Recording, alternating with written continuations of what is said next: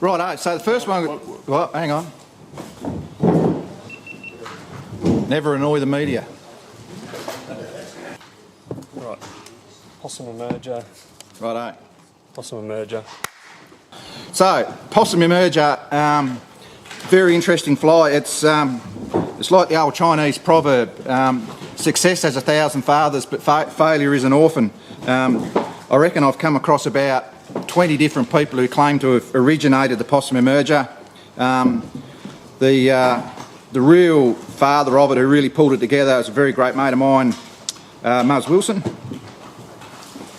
who I'll probably talk about a lot over the day. Muzz was a great mate of mine, great fly type, probably one of the best Australia's ever produced.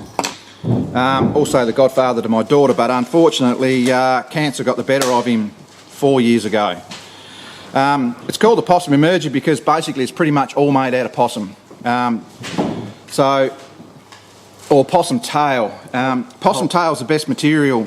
A lot of people use possum back, but the good thing about possum tail is it's got a lot of natural oil in it, particularly the closer you get to the possum's bum, the more oilier it gets. All I do is just get a little bit of possum tail for the tail of this fly. It's just brown silk. Hook is a Camazan size 11 102Y.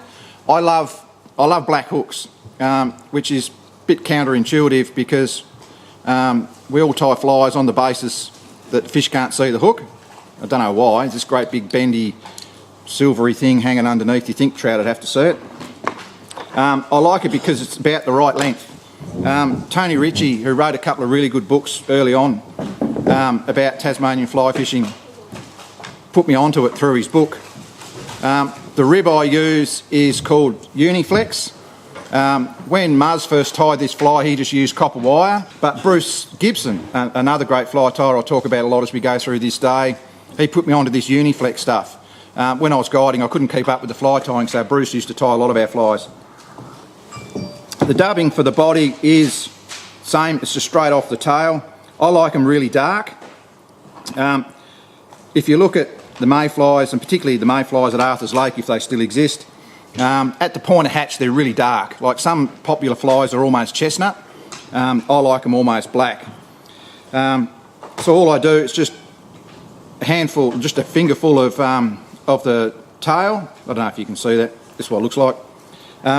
But it's an old tobacco smoker's technique. Back in the old days when you used to get just normal cut tobacco to roll your own cigarettes, most smokers used to rub it in their palm like that to soften it up. Less is always more when it comes to dubbing. Muzz used to say, put as much on as you need, then take 3/4 of it off, and I think he was about right. Proportion is one of the other key things to this fly. So with the body, only go halfway at best. Doesn't matter, it's a bit fluffy, that's what you want. And then I'll wind in the Uniflex at that point. I probably tie flies the opposite to everyone else in terms of the way I wind. Because I prefer to see, when I'm looking at a fly, even though I'm as blind as a bat these days, pulling the thread towards me, I can see what's going underneath. Righto, get rid of that, keep on to that. Now, the wing. Again, it's just a little bit of the possum tail.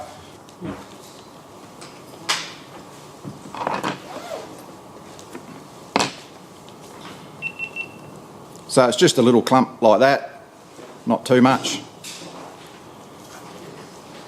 And I've tied in by the butt. There's a reason I do this. And I make sure that's tied in nicely and come back. The proportion is important. That wing, if you look at a mayfly, the wing doesn't come out of the back of its head, it comes along about halfway down the body. So when you look at a mayfly, say it's that long, the wing's actually in the middle, the little sailboat's in the middle. What I like to do with the wing, I like to twist it. So it twists like that. Can you see what I'm doing there? Yep. And then I roll it forward. So you just end up with this nice little wing bud, because it's an emerger, not a dun, and I'll tie that in nice and tight. So you end up with that about halfway along. Now this little bit here, if you're half Scottish like me, what you'll do, you'll hold on to that little bit, and that's the tail for your next fly. Or if you like killing possums, you'll just waste heaps of it. And the head, or the thorax, or whatever technical term you choose to use, again, is just a dubbed body.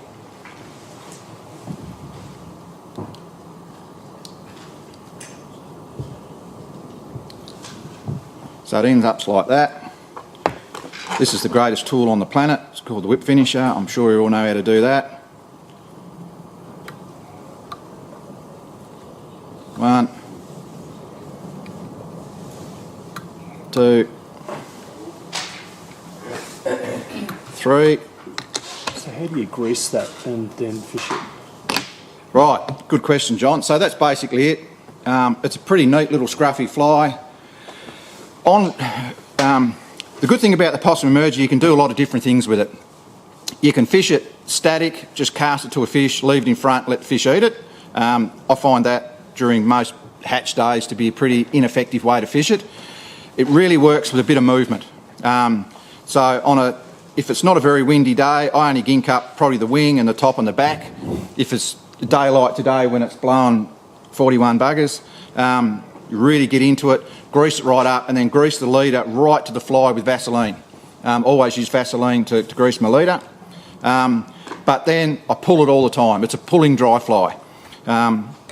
It's one of the things about mayfly fishing, which I guess we worked out very early on in the guiding thing, is that the trout are actually focused on something which is moving across the surface. The popular wisdom of dry fly fishing is that the fly must stay static, that everything must stay still. But when you look at mayflies, when they wriggle up to emerge, they get in the surface, and if you watch a mayfly hatch, it's like trying to crawl out of a sleeping bag with the zip still done up. There's all sorts of movement going on.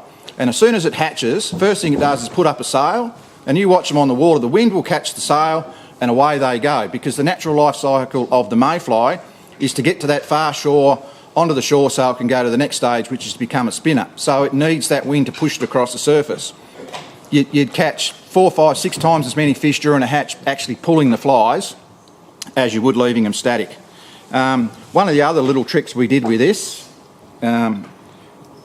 particularly when there's lots and lots of duns around, we'd either fish it with an orange carrot about 4 feet up the line, or we just do something really simple like give it a pink head. So just a little bit of pink floss or silk.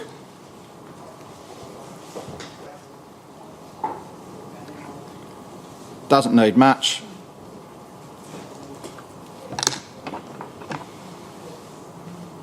Just to give it a little bit of a lift. You probably can't see that well on the screen, but it's just got a little pink head.